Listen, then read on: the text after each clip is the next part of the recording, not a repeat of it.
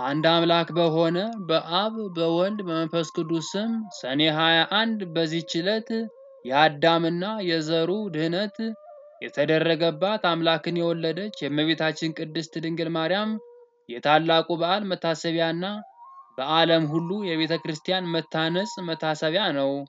ከሁሉ አስቀድሞ ይህች ቤተ ክርስቲያን በሐዋርያት ዘመን ብቻዋን ታነጸች። ይኸውም ጳውሎስና በርናባስ በአሕዛብ ውስጥ በሰበኩ ጊዜ ክብር ይግባውና በጌታችን በኢየሱስ ክርስቶስ አመኑ።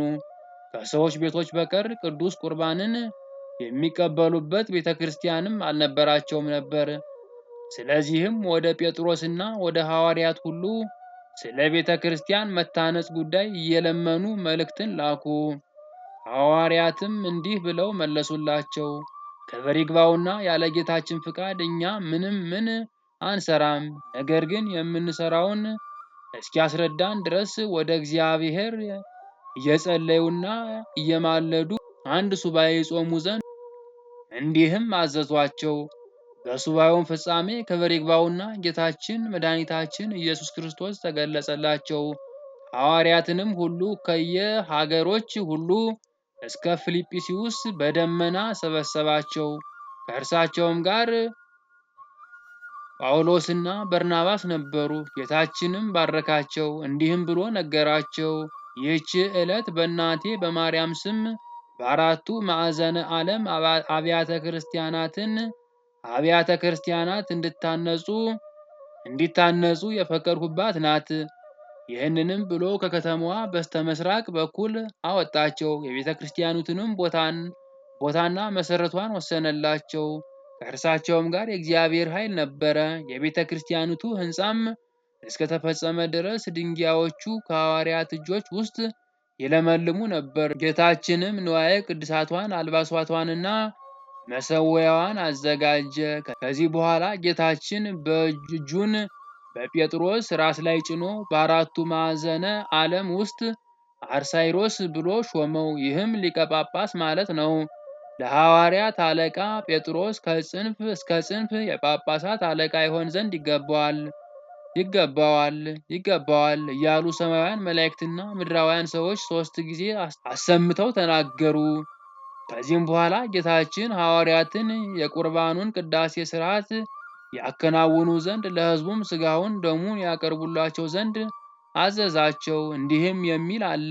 ራሱ ጌታችን ቀድሶ ሥጋውንና ደሙን ለሐዋርያት አቀበላቸው። እንዲህም አላቸው፣ በዚህች ቀን የእጃቸውን ሥራ እንዳይሰሩ ሕዝቡን ሁሉ አዘዛቸው። ይኸውም በሰኔ ወር 21 ቀን ነው። ከዚህም በኋላ መድኃኒታችን ከእርሳቸው ዘንድ በታላቅ ክብር ወደ ሰማያት አረገ።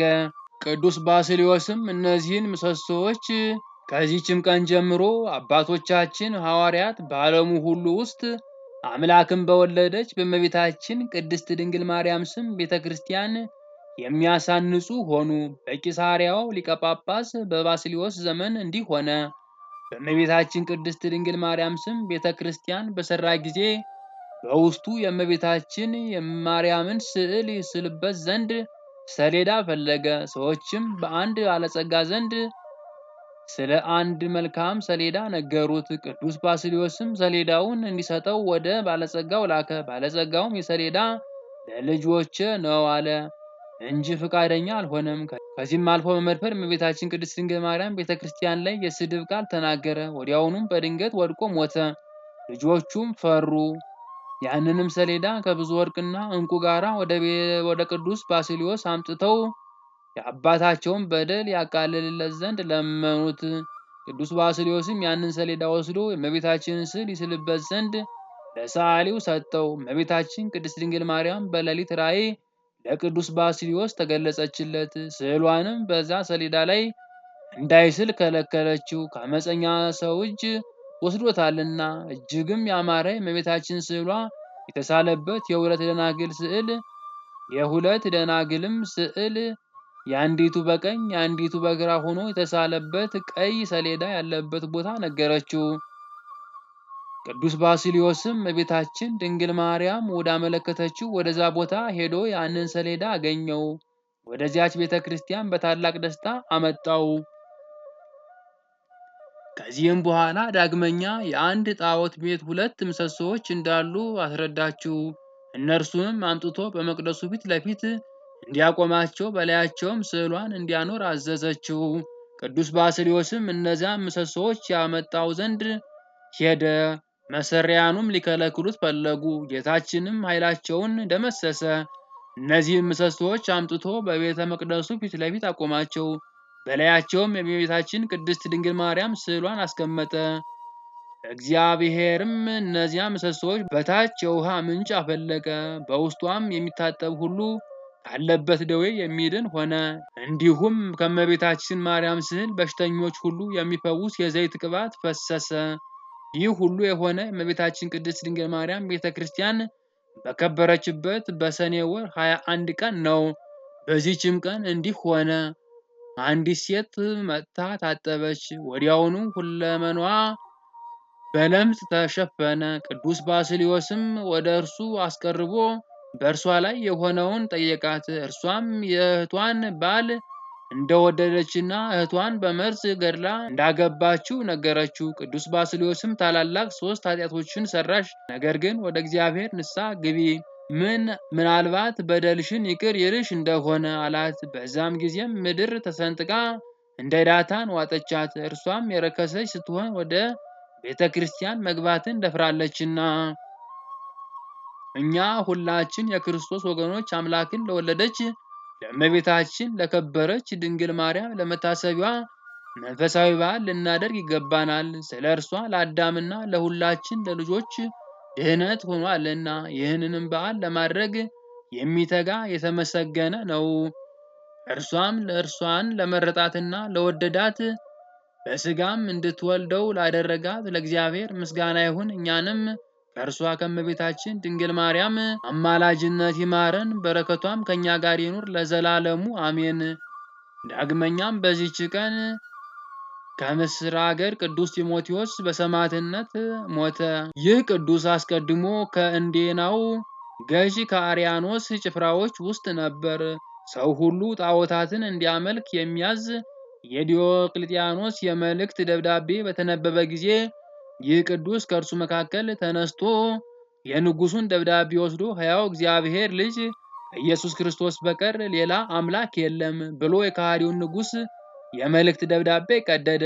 መኮንኑም ድፍረቱን አይቶ ወደ እርሱ ገስግሶ ሄደና የራሱን ፀጉር ይዞ አንስቶ በምድር ላይ ጣለው። ታላቅ ድብደባም እንዲደበድቡ ታዘዘ። ሁለተኛም ሁለመናው እስኪደቅ እንዲደቁሱ ታዘዘ። እርሱም የሕያው እግዚአብሔር ልጅ ጌታዬ ኢየሱስ ክርስቶስ እርዳኝ እያለ ይጮህ ነበር። ጌታችንም ትዕግስቱን አይቶ መልአኩን ልኮ ከስቃዩ አድኖ ጤነኛ አደረገው። ወደ መኮንኑም ቀርቦ ከሕያው እግዚአብሔር ልጅ ከአንዱ ከኢየሱስ ክርስቶስ በቀር ሌላ አምላክ የለምና አንተ ከሃዲ እፈር አለው።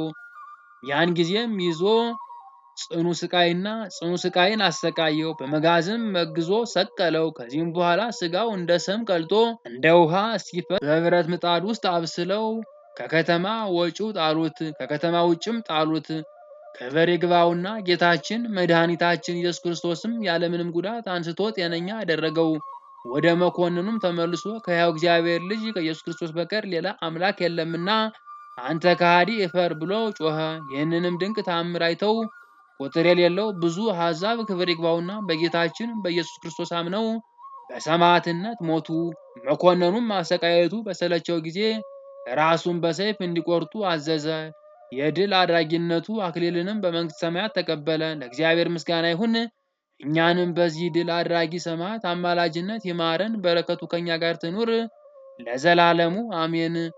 በዚህች ቀን ለአባቶቻችን ሊቃነ ጳጳሳት 4ኛ የሆነው የእስክንድርያ ሊቀ ጳጳስ አባ ከላዲያኖስ አረፈ። ይህም ቅዱስ በወንጌላዊ ማርቆስ እጅ የክርስትና ጥምቀትን ተጠመቀ።